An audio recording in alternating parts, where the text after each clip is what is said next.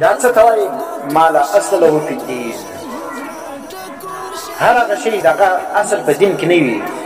بې بنیاده شی وي او خلکو په دین چخلي پوهېږې د دین رنګ یې ورکړی د دین شکل و صورت یې جوړ کړی د هغه سره نو اصل کې بېدیني وي په دین یې ننیستلي وي پوهېږې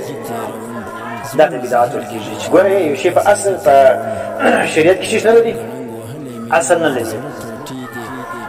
نو معنا یې دا شوله چې ګوره کم کار نبي علیه السلام نه یې کړی صحابو نه یې کړی تابعینو نه یې کړی دا څو د درو زمانو کې ښه دی نبي علیه السلام تابعین تبع تابعین که په دې درو زمانو کې یو کار سوی و بیا هغه ته موږ بدعت نه وایو بیا هغه ته موږ نه وایو که په چیر په دا درو زمانو کې نو سوی او اوس چې کوم دی خلکو کوي په تور د دین باندې په نیت د ثواب باندې په تور د دین په نیت د ثواب څه معنا ثواب یې پروغوښتي چې دا کار که چا وکړي ثواب لري که نه وکړي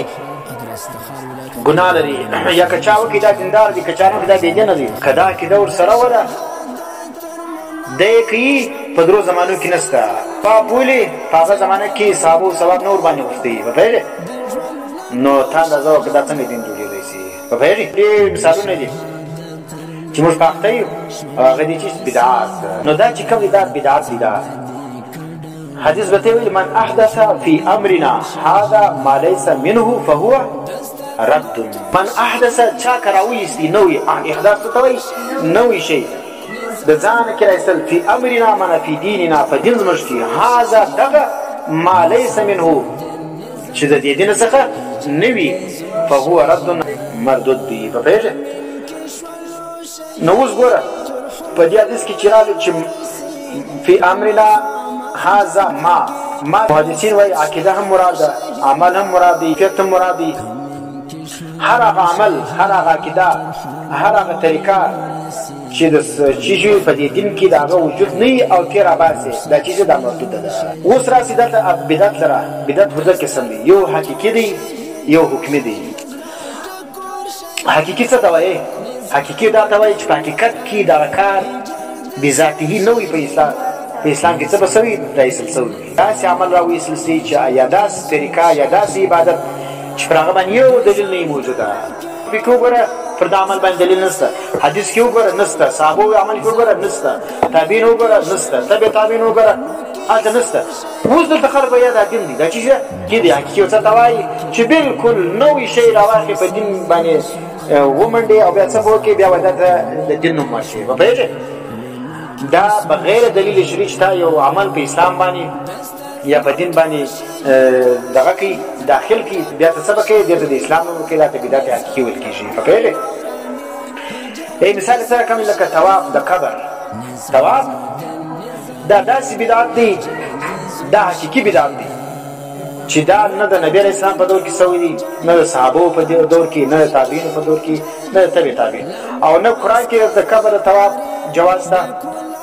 نه په حدیثو کې شته نه زموږ په فقه کې شته په فقه کې څه پیدا کوي شته مسله یو د نور ځای پیدا کړه نو اوس چې خلک یې کوي او روان دي پر قبر شاوخوا راځي د طواف د قبر دا بدعت حقیقي دی دا داسې عمل دی په اسلام باندې خلکو چخلی دي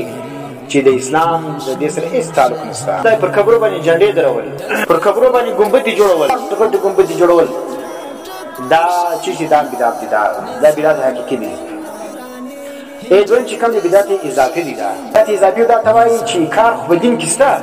قرآن کې وګوره هغه عمل موجود دی حدیث کې موجود دی دی راوړه شکل ور بدل کړي لکه اوس ګوره انسان ته الله شکل ورکړی دی یو رقم دی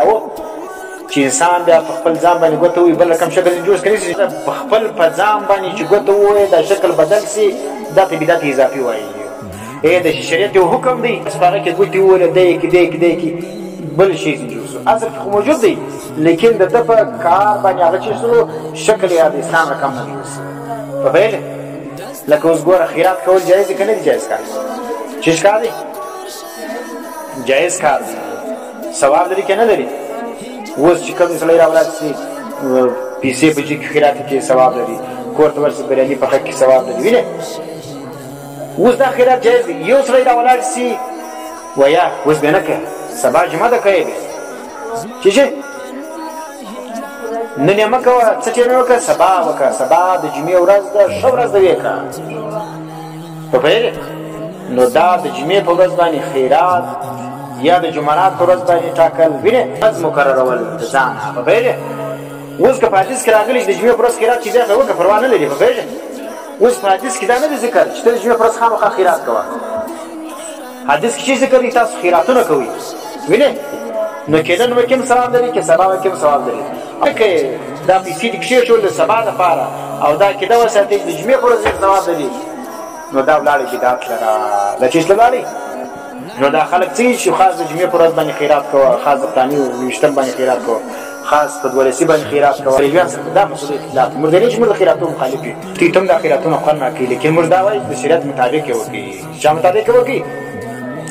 شریعت کې دا د ورځ به نه خاصه د عبادت دپاره